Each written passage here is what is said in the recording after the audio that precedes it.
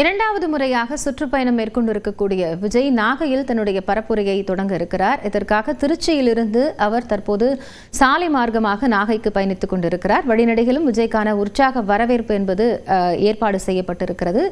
இதைத் தொடர்ந்து தற்போது செய்தியாளர்கள் களத்திலிருந்து கள தகவல்களையும் வழங்கி வருகிறார்கள். ரகுவரன் நம்மோடு இணைந்திருக்கிறார்.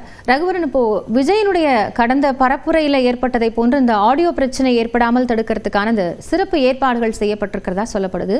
அதனுடைய விவரங்கள் என்ன, எப்படி அதை இந்த முறை கையாள இருக்கிறாங்க?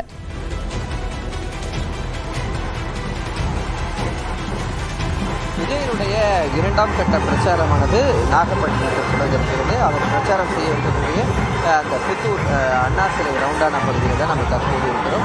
கடந்த முறை பார்த்தீங்கன்னா திருச்சியில் அவர் முதல் பிரச்சாரமே அங்கே தான் தொடங்குறாரு. அந்த முதல் பிரச்சாரம் தொடங்கக்கூடிய இடத்துலேருந்தே பார்த்தீங்கன்னா அந்த ஆடியோ பிரச்சனை ஏற்பட்டது. அவர் அது சிறப்பு வாகனத்தில் வந்தார். சிறப்பு வாகனத்தில் அவர் பேசும்போது அவருடைய பேச்சு யாருக்குமே கேட்கல. ஏன்னா கூட்ட நெரிசல் காரணமாக இந்த ஆடியோ பிரச்சனை ஏற்பட்டது. அப்போ அந்த ஆடியோ பிரச்சனையை தவிர்ப்பதற்காக தற்போது பார்த்தீங்கன்னா தனியார் அமைப்புடன் இணைந்து தற்போது தமிழக வெற்றி கழகத்தில் அந்த ஏற்பாடுகள் செய்யப்பட்டிருக்கிறது. குறிப்பாக அவர் பேசக்கூடிய இடத்துல பார்த்தீங்கன்னா அந்த ஆடியோக்கள் சுற்றி அவர் எங்கெங்கே பேசுவாரோ அந்த இடத்துல ஆடியோக்கள் கொடுத்துருக்காங்க. அது மட்டும் இல்லாமல் ஜென்ரேட்டர், இந்த இடத்துல தனியார் ஜென்ரேட்டர் அமைப்பு ஏற்பாடு செய்யப்பட்டிருக்கிறது. அந்த காட்சிகளையும் நீங்கள் பார்க்கலாம். இந்த ஜென்ரேட்டர்கள் போட்டு அந்த பகுதியிலிருந்து நேராக பார்த்தீங்கன்னா அந்த ஒய்ஃபை கனெக்ஷன் கொடுத்துருக்காங்க.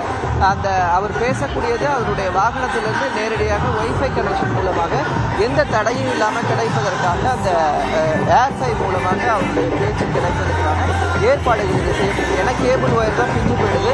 அப்படின்னா அந்த கேபிள் இல்லாமல் பேசுவதற்கான ஏற்பாடுகள் என்ன அப்படின்னு பண்ணியிருக்காங்க. அவருடைய பேச்சை நேரலை பண்ணுவதற்கான ஏற்பாடுகளும் இந்த பகுதியில் செய்யப்பட்டிருக்கிறது.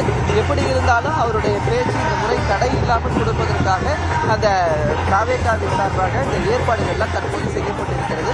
அவர் பிரச்சாரம் செய்யக்கூடிய இந்த முதல் இடத்துல தான் நம்ம இருக்கிறோம், நாகப்பட்டினத்தில். அந்த இடத்துல பார்த்தீங்கன்னா தற்போதே ரசிகர்கள் ஏராளமானவர் தற்போது குவிந்திருப்பதை பார்க்க முடிகிறது.